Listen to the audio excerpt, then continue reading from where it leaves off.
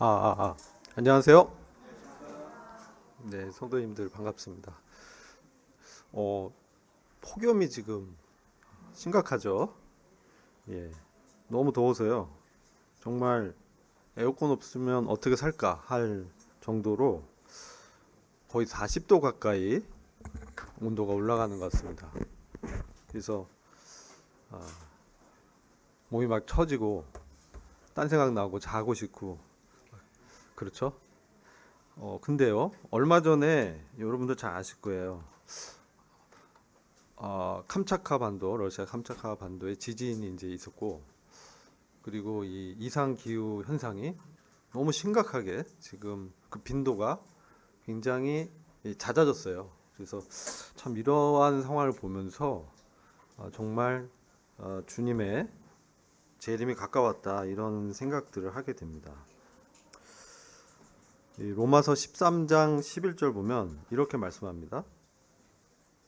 뭐라고 말씀하냐면 로마서 13장 11절에 또한 너희가 이 시기를 알거니와 자다가 깰 때가 벌써 되었으니 이는 이제 우리의 구원이 처음 믿을 때보다 가까웠음이니라.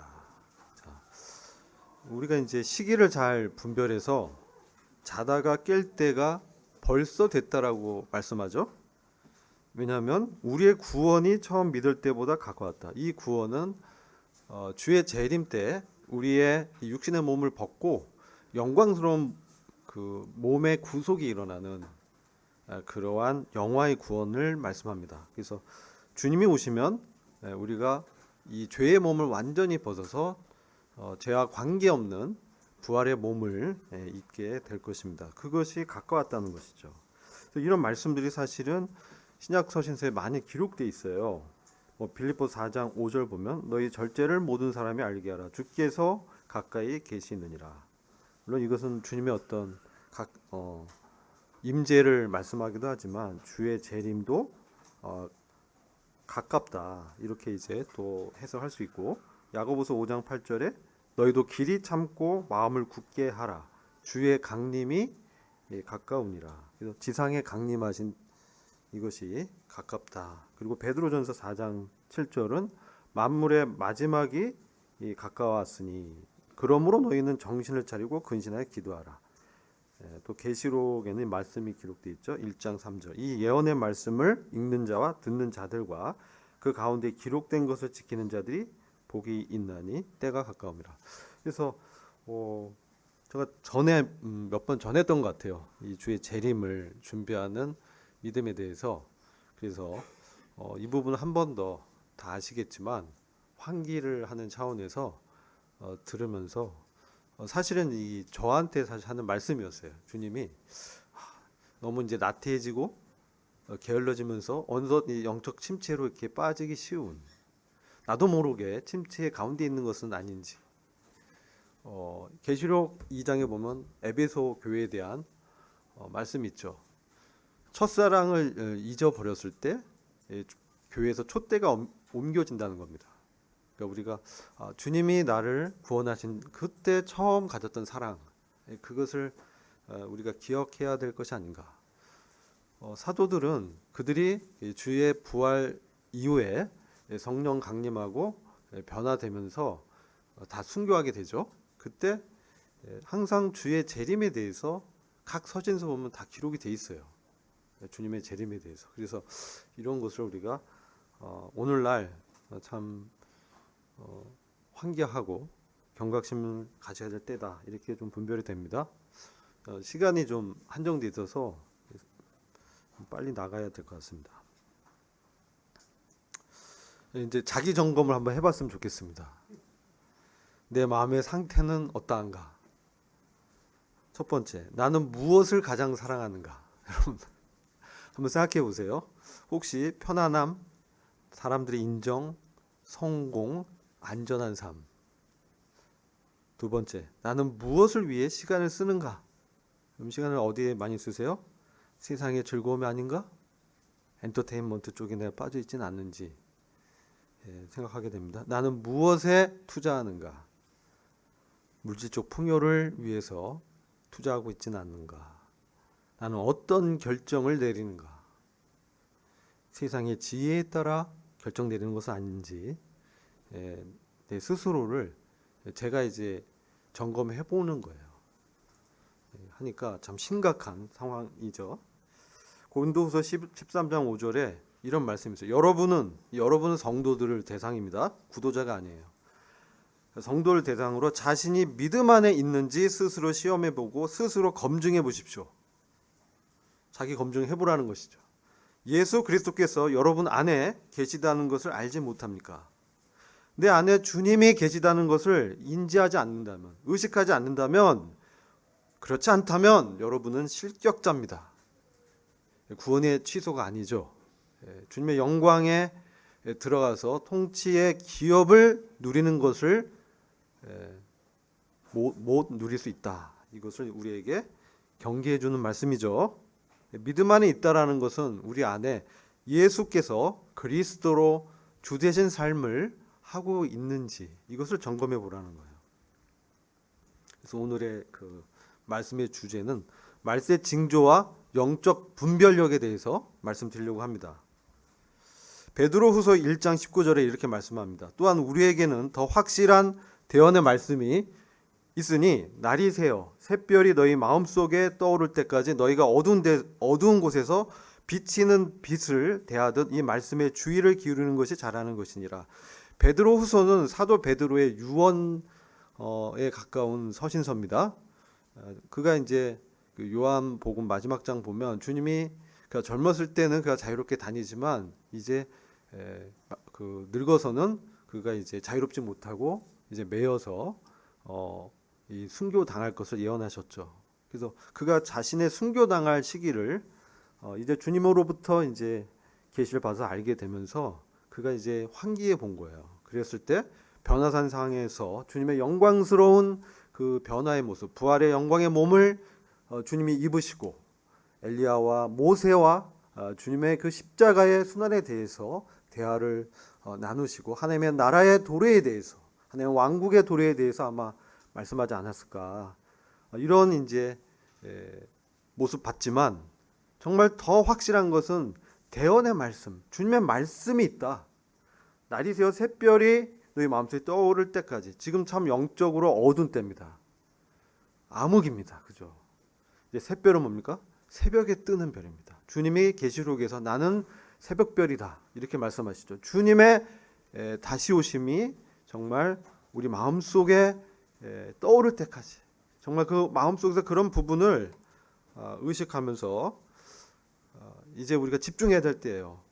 어두운 곳에서 비치는 빛을 대하듯 영적 어둠이 있을 때 주님의 빛이, 말씀의 빛이, 진리의 빛이 우리를 인도한다는 것이죠. 그래서 이 말씀에 주의를 기울이는 것이 잘하는 것이다. 이렇게 권면하고 있습니다. 마태복음 24장 4에서 8절 보면 마지막 때에 어떤 일이 있겠습니까? 라는 제자들의 질문에 주님이 대답하여 가라사대 너희가 사람의 미혹을 받지 않도록 주의하라. 많은 사람이 내 이름을 와서 이르되 나는 그리스도다. 오늘 많은 이단들이 자기가 그리스도라고 사람들을 미혹하고 있습니다. 난리와 난리 소문을 듣겠으나 전쟁의 소식, 지금 우리 얼마 전에도 태국과 캄보디아가 국경 전쟁을 했죠. 또 러시아 우크라이나 전쟁은 너무나 지금 장기전으로 가고 있습니다. 그리고 이스라엘 중심으로 많은 그 주변 국가들이 전쟁을 벌이고 있죠.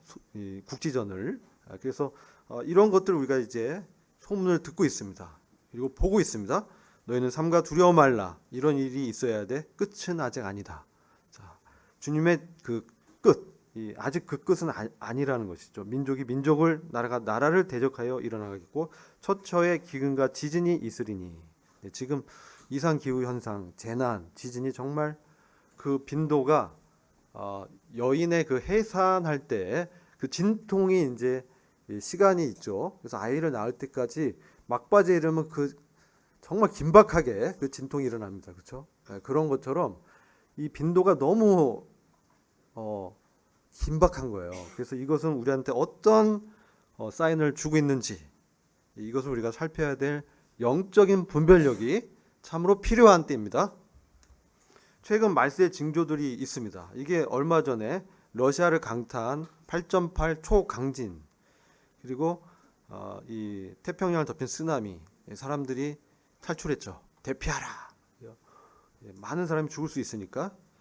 이건 동영상인데 시간 관계상 틀린 않겠습니다. 나중에 제가 공유를 해줄 테니까 한번 시간 되실 때 보시면 좋겠어요. 또 시베리아는요, 영하 몇십 도의 그 극한 지역이잖아요. 거기에 지금 이렇게 물을 바다가 된 거예요. 지구 온난화로. 말이 안 되죠. 그리고 중국의 심장이 무너지고 있다. 그래서 삼엽댐이라고, 이게 무너지면 이제 어마무시한 재난이 되는데 정말 그 직전까지 갔던 것 같아요. 요거 한번 좀 틀어드릴게요. 이렇게 지금 방류를 하고 있는 이런 모습들이 있죠. 이 사람이 이제 이 단순한 균열이 아니라 댐의 구조 자체가 지금 흔들리고 있다. 그러한 긴급한 상태였어요. 근데 중국이 이제 공산당이 이것을 통제해서 이게 막 외진으로 막 나가지는 않고 자체적으로도 이제 제한을 했던 것 같아요. 이렇게 이제 심각하게 일이 있었어요. 그래서 잘 모르실 거예요. 얼마 전 일입니다. 이런 이제 엄청난 일들이 우리 주변에 있습니다.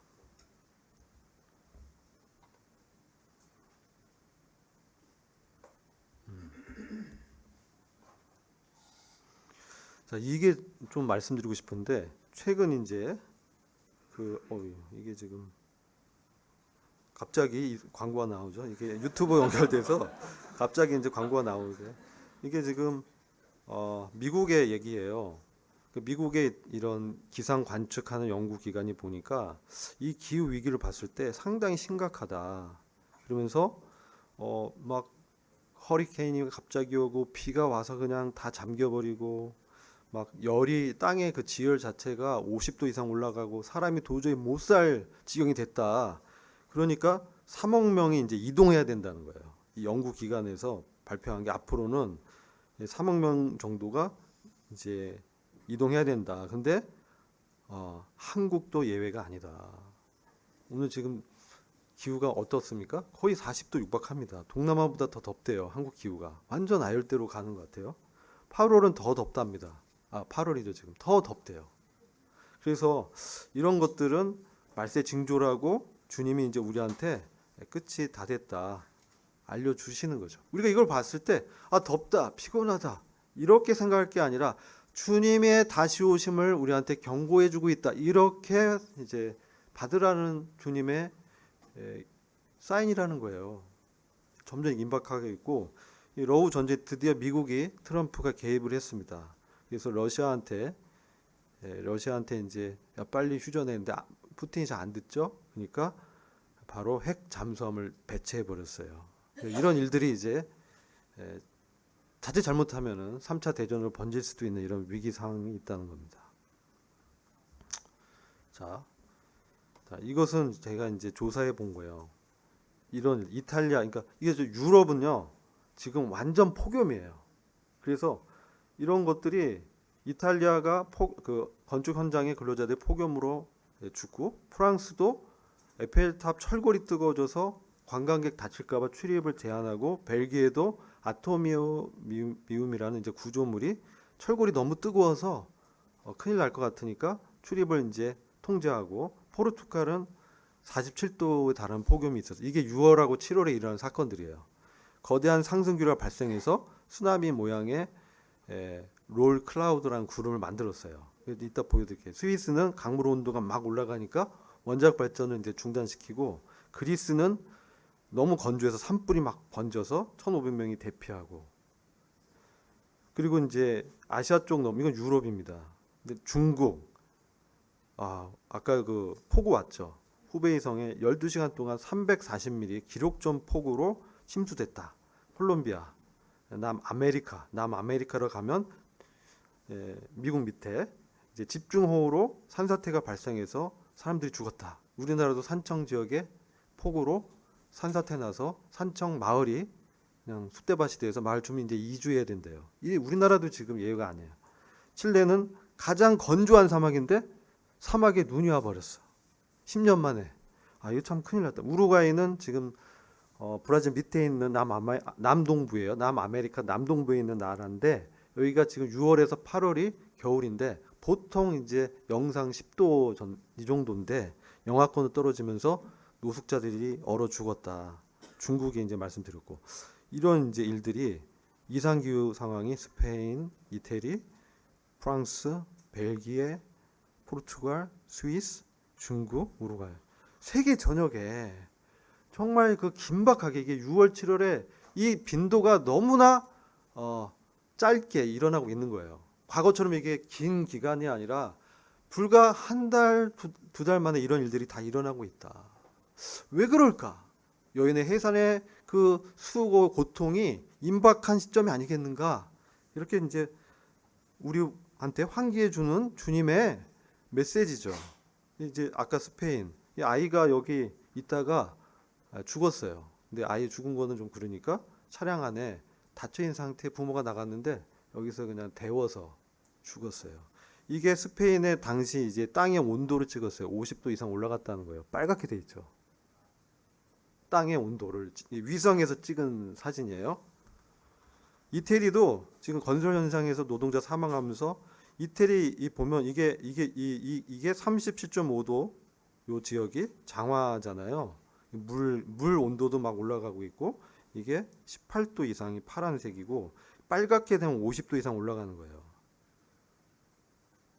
이거는 지금 심각하다. 프랑스도 아까 말씀드렸죠. 에펠탑 폐쇄했다. 벨기에도 포르투갈도 이게 포르투갈 이렇게 땅 온도를 보면 장난이 아닙니다. 그래서 폭염이 이렇게 되고 땅에 이제 뜨거운 공기와 해안의 차가운 공기가 이렇게 만나면 이 구름이 생기는 현상이 이렇게 되는 거예요. 롤 클라우드 구름 이렇게 실제로 이렇게 나타났어요. 스위스도 그렇고 그리스 산불로 대표하고 있는 상황. 이게 뭐 정말 아수라가 이런 아수라가 없죠. 지옥을 방불케 한 그런 뜨거운 사태. 중국 산사태, 콜롬비아, 뭐 칠레 이제 이게 사막인데 이게 눈이 왔어요. 우루과이에서 이제 얼어 죽은 일들이 발생하고 있습니다. 그래서 우리는 마지막 때에 살고 있습니다. 성경적 근거를 말씀드릴게요. 마태복음 24장 8절에 아까 이제 이러한 종말의 징조들을 재난의 시작이라고 말씀하고 해산의 고통을 비유했어요. 이 고통이 전 세계적으로 아까 다 말씀드렸죠. 유럽, 아시아, 아메리카 대륙 전 세계적 규모로 이 빈도가 가속화되면서 기하급수적인 강도로 나타나고 있어요. 점점 마지막 때 이게 점점 나오다가 진짜 대환란 들어가는 거거든요. 그리고 마태복음 24장 32에서 34절 무화과 나무의 비유를 배워라. 이 무화과 나무의 비유는 이스라엘의 회복의 역사인데요. 이 세대가 지나기 전에 이 일이 다 이루어지리라. 이스라엘이 회복되는 것을 보는 세대가 마지막 세대라는 것입니다. 이스라엘이 지금 회복되고 있죠. 우리가 그럼 마지막 세대에 살고 있다는 거예요.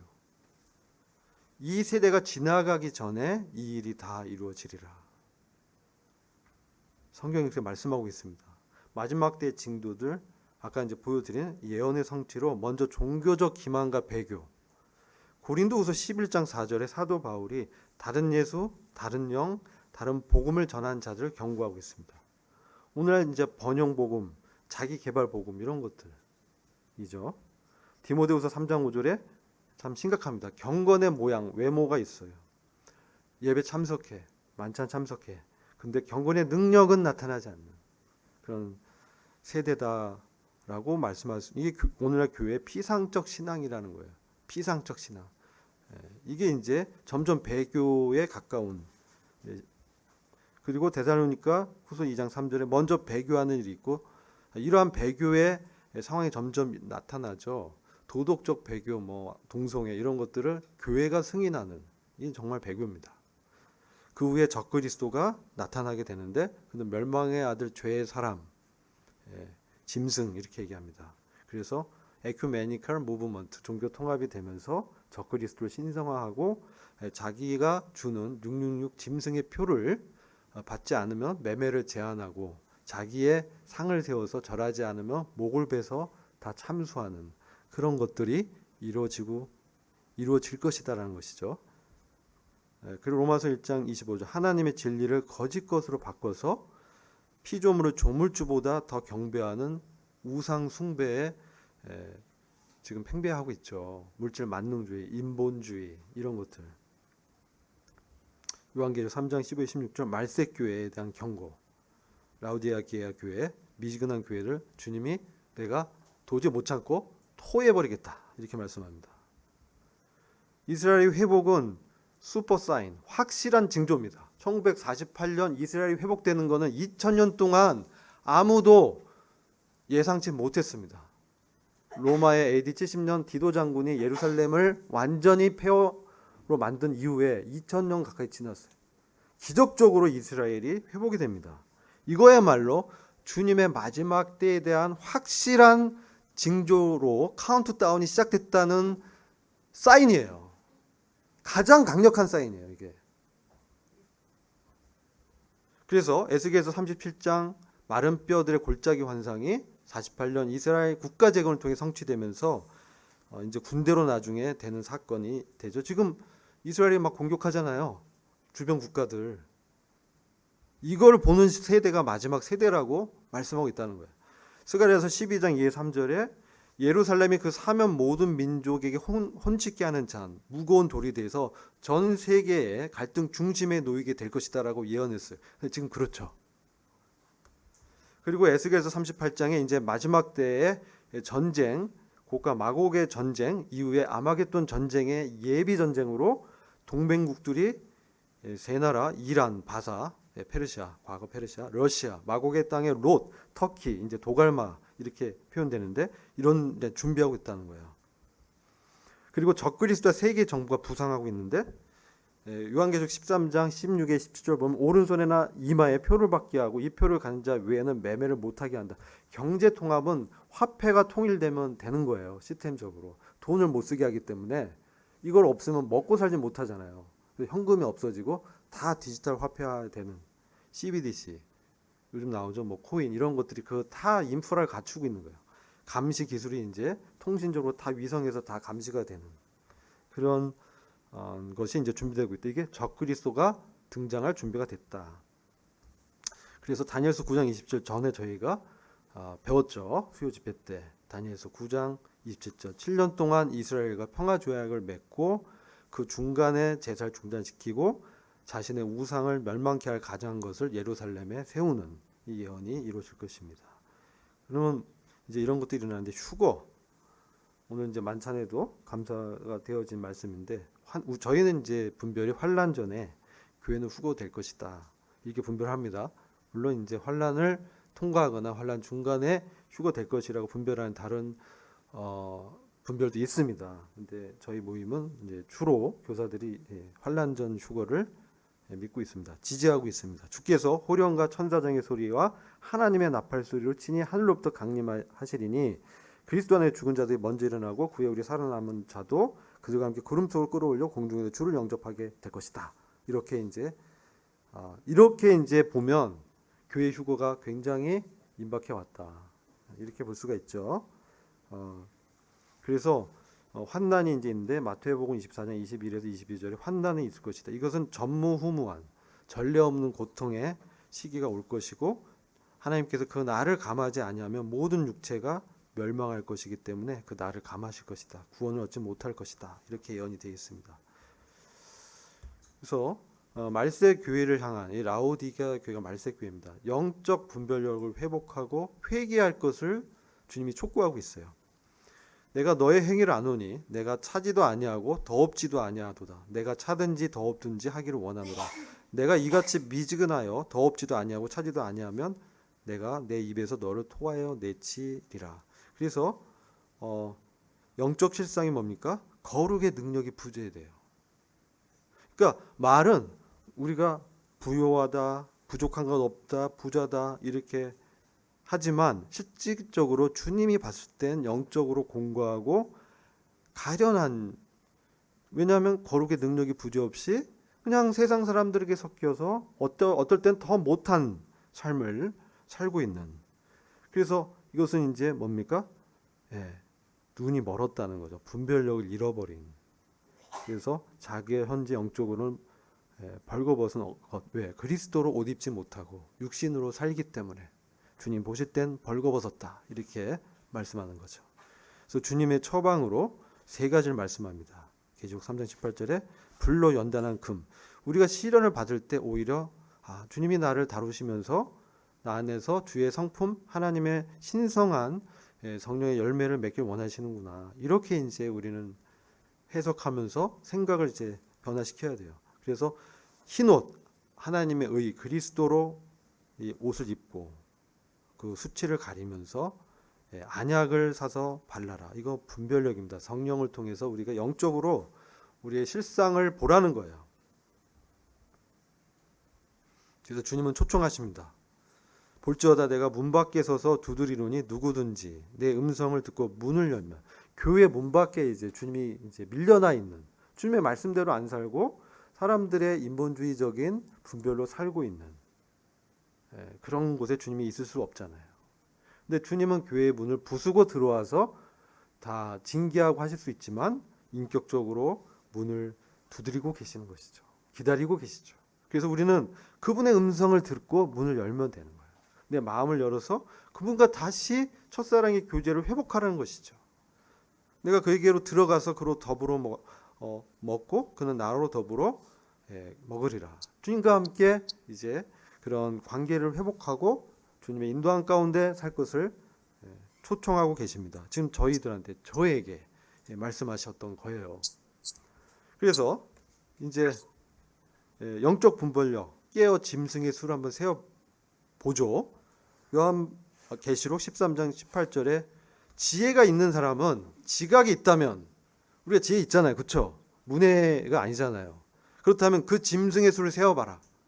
그것은 어떤 사람의 수다. 어떤 적그리스도가 실제로 등장할 거라는 거죠.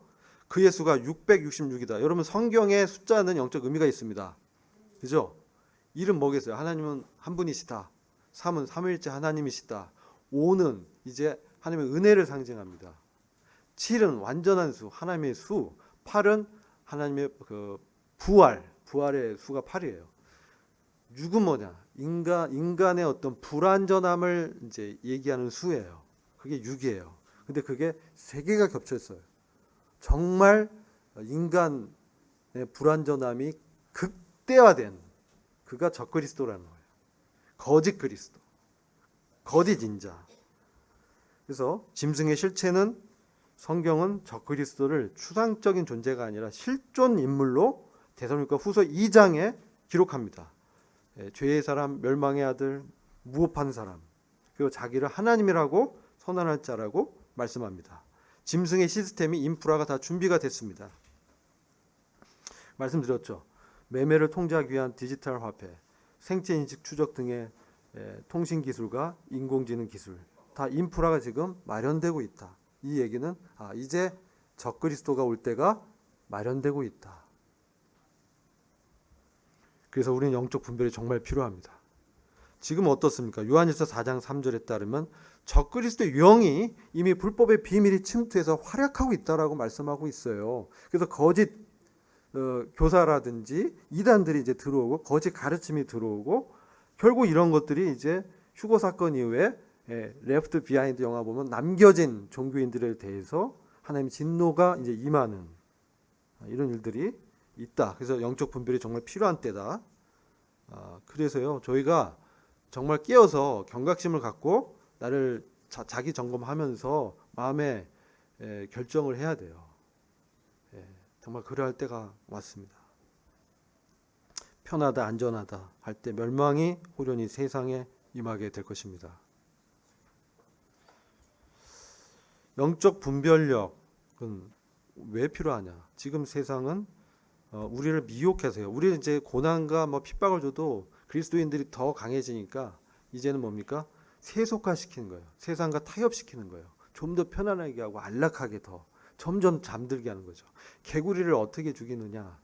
중탕 시켜서 미지근한 물면 이게 뜨거운지 잘 몰라요.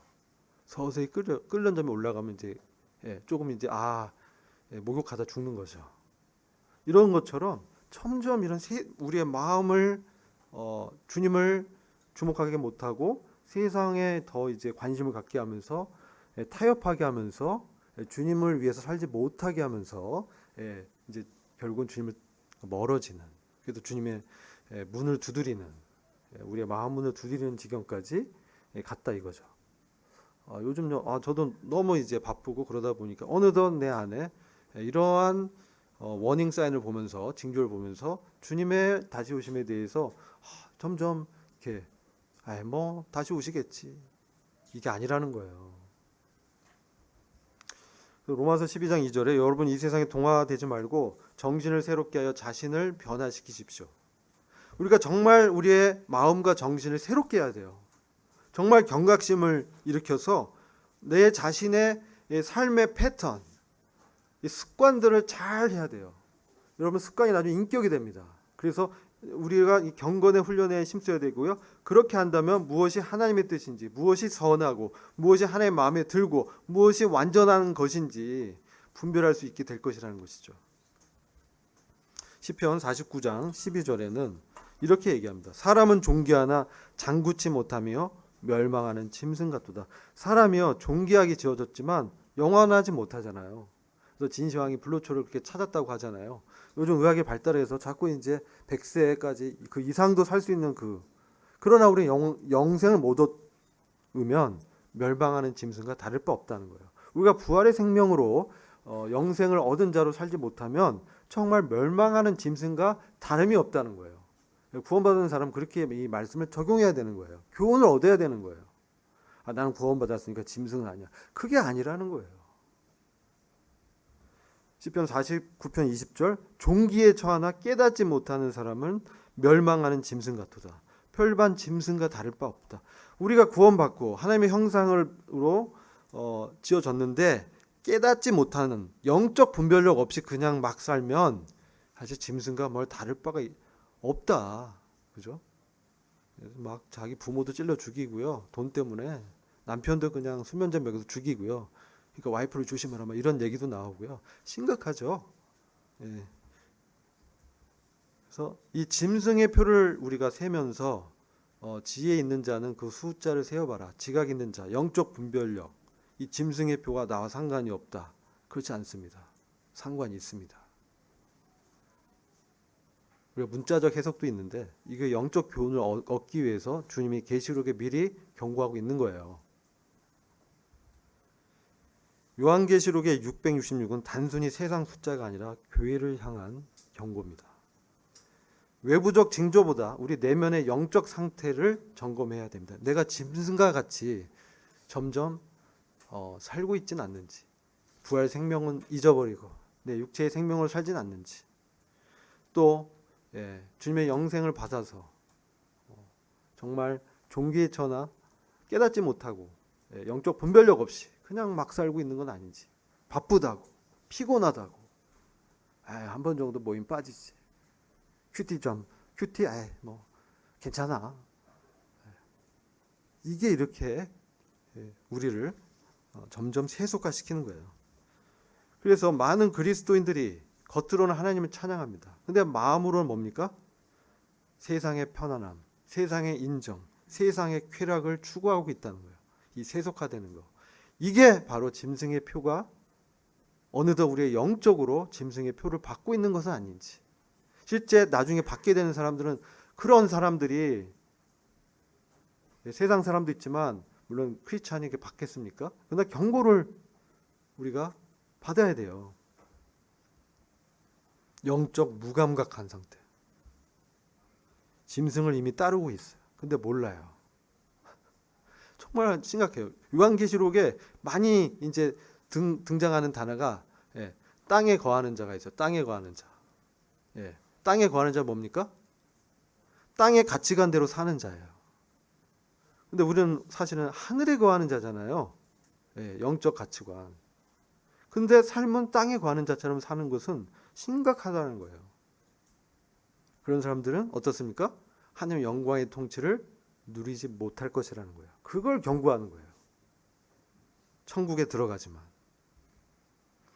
그래서 요한복음 17장 16절에 그들은 세상에 속해 있지 않은 것처럼 저도 세상에 속해 있지 않습니다. 우리가 주님 안에 속해 있다면 세상이 우리를 사실 영적으로 미워합니다. 융합이 될 수 없어요.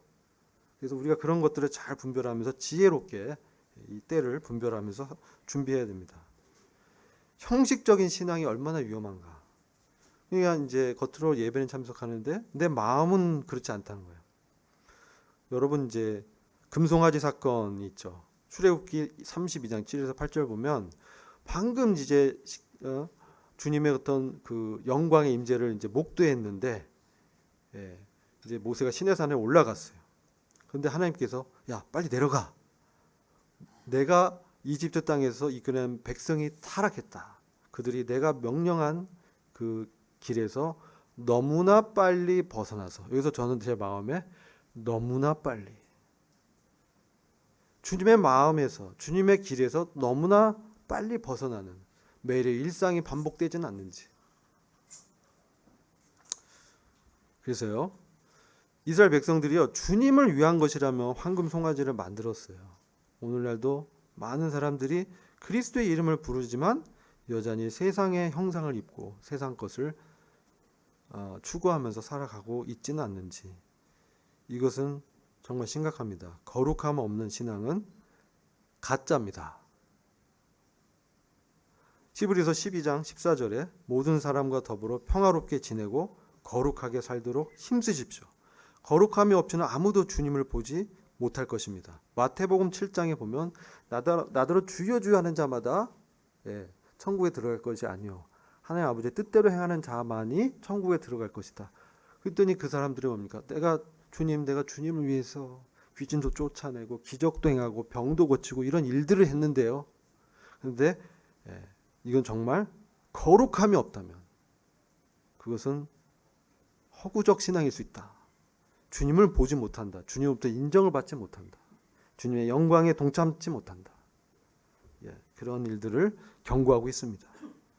그래서 형식적인 종교적 행위는 하나님을 속일 수 없습니다. 그래서 우리는 우리 죄를 자백해야 돼요. 그래서 저는 미쁘시고 의로우사 우리 죄를 사하시며 모든 불의에서 우리를 깨끗게 하실 것이요. 정말 통회하는 심정으로 엎드려서 기도해야 됩니다. 요한일서 1장 9절은 우리에게 그것을 말씀해 줍니다. 이미 우리 안에 있는 세속의 표, 짐승의 숫자가 우리 안에 하나씩 하나씩 들어와 있을 수 있다는 거예요. 짐승의 표를 우리가 인지하면서 이거 받으면 안 돼 두려워하면서도 세상과 쾌락을 추구해 빠져 산다면 이미 그의 영혼에 세속의 표가 새겨져 있는 것이다. 어떤 분이 이런 말씀을 했어요. 마음이 꽉 혹시 내가 아닌가?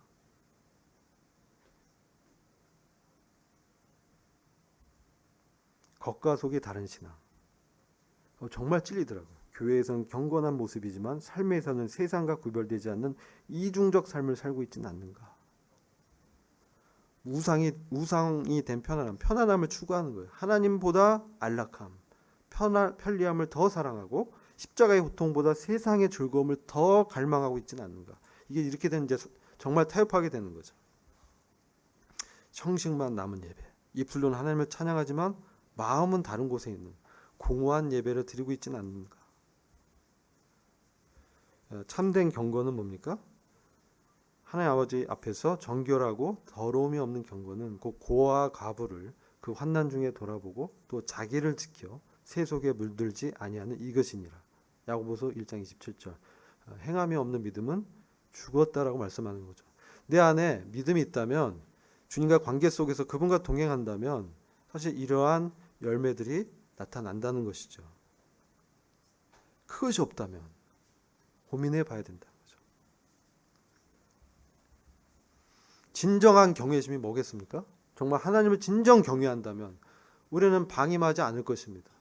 항상 행동할 때 정말 하나님의 임재 가운데 그분을 의식하면서 그분이 내 안에 산다고 입술로 고백하지만 그것을 무시해 버린다면 그분의 그 양심을 찔르는 그 경고를 그냥 한 귀로 들었다가 흘려버린다면 이거는 경외하는 것이 아니죠.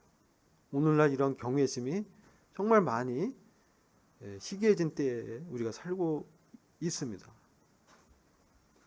경외심이 없는 신앙은 정말 위험한 거예요.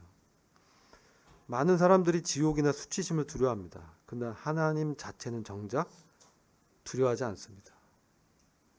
그래서 은혜에 방종하게 되는 것이죠.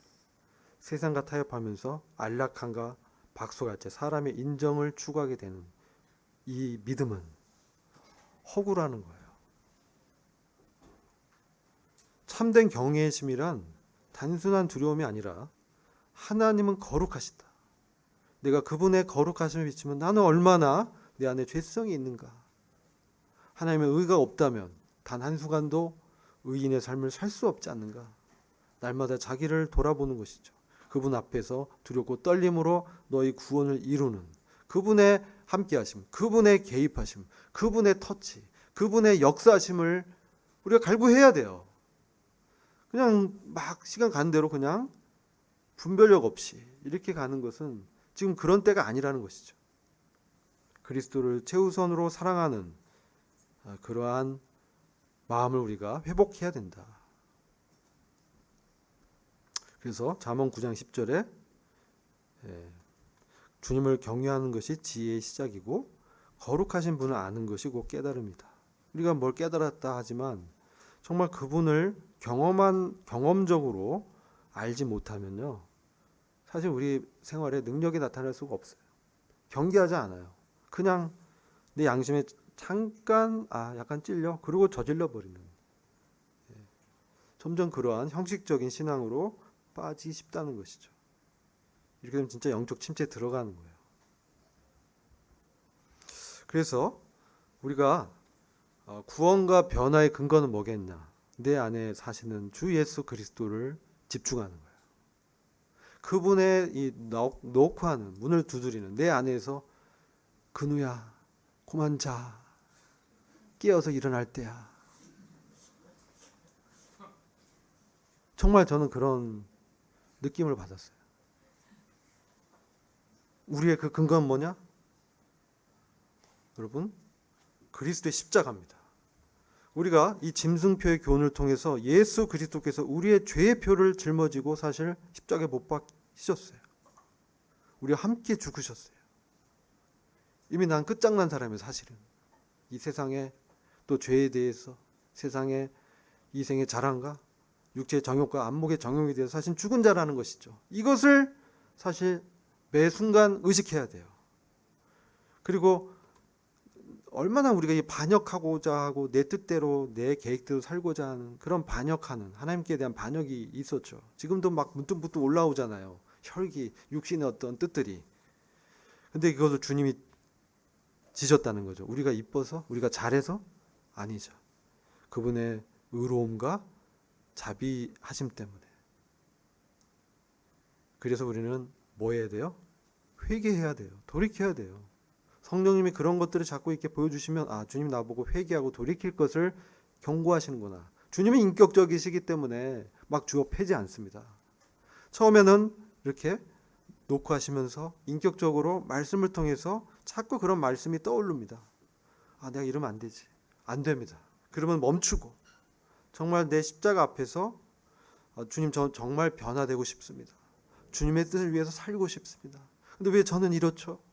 주님 불쌍히 여겨주세요. 내 안에 계신 주님께서 제게 능력을 주세요. 죄를 이기는 그 부활의 생명의 능력을 주십시오. 이렇게 기도해야 돼요. 주님께 매달려야 돼요. 그러면 성령님이 나를 이제 변화시키시는 것이죠. 그래서 이런 내적 변화가 그 은혜를 입게 되는 것이죠. 때를 따라 돕는 은혜가 뭐겠습니까? 뭐 물질적 필요? 뭐 그런 거일 수 있어요. 그러나 실질적인 내 안에 계신 그리스도가 내 안에서 정말 내가 변화되기를 원하시는 거예요. 말세의 특징이 뭔지 아십니까? 정말 이런 사인을 보고 내가 정말 이렇게 살면 안 된다라는 생각을 성령님이 우리 개인에게 주신다는 거예요. 이게 말세의 징조라는 거예요. 물론 많은 사람들이 잠들고 있지만 여러분 이제 열처녀 비유 아시죠? 그들은 이제 구원받은 성도라고 분별이 됩니다. 근데 다섯은 기름을 준비하지 못했어요. 잠들어 있는 영적으로. 다섯은 기름을 준비했어요. 신랑이 오셨을 때 바로 이제 맞이할 준비를 했다는 것이죠.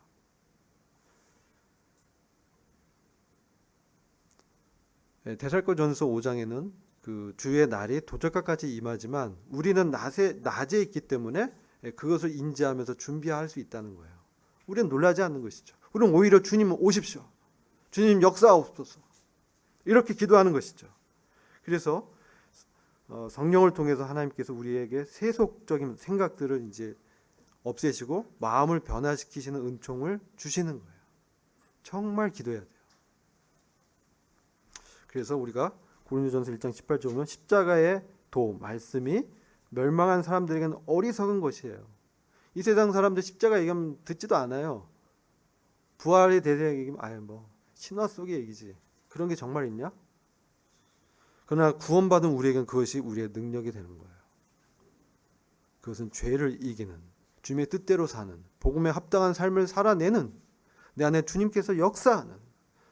그래서 이게 참 중요한 거예요.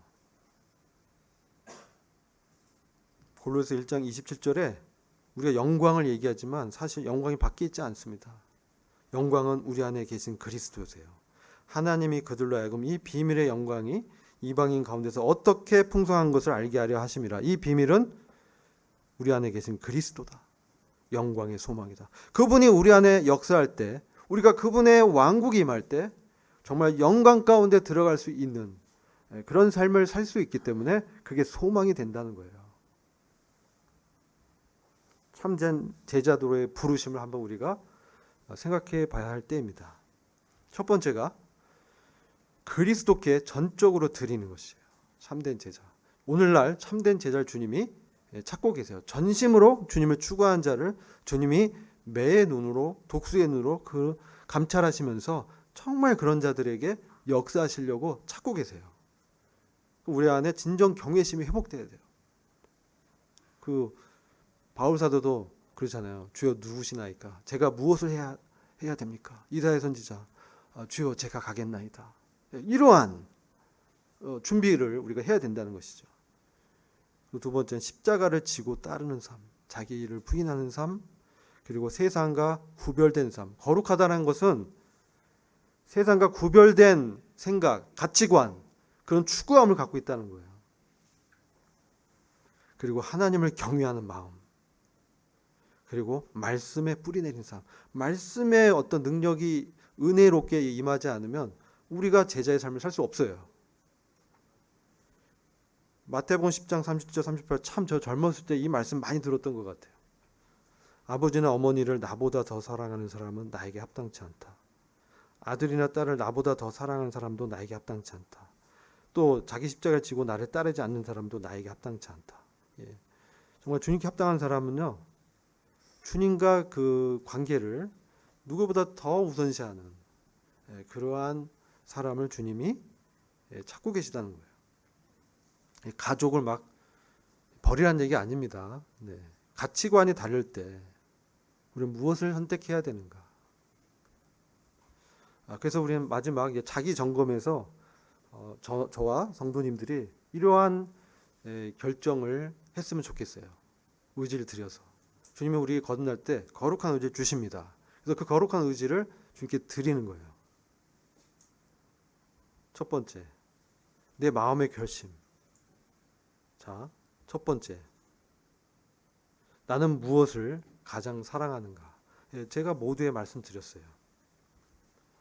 편안함, 사람의 인정, 성공, 안전보다 그리스도를 가장 사랑해야 된다. 이 마음에 결심해야 돼요. 두 번째, 나는 무엇을 위해 시간 쓰는가? 세상의 즐거움이 아니라 하나님과의 교제에 더 시간 써야 돼요. 말씀을 더 묵상하고 모임에 더 참석하고 그래야 되겠죠. 나는 무엇에 투자하는가?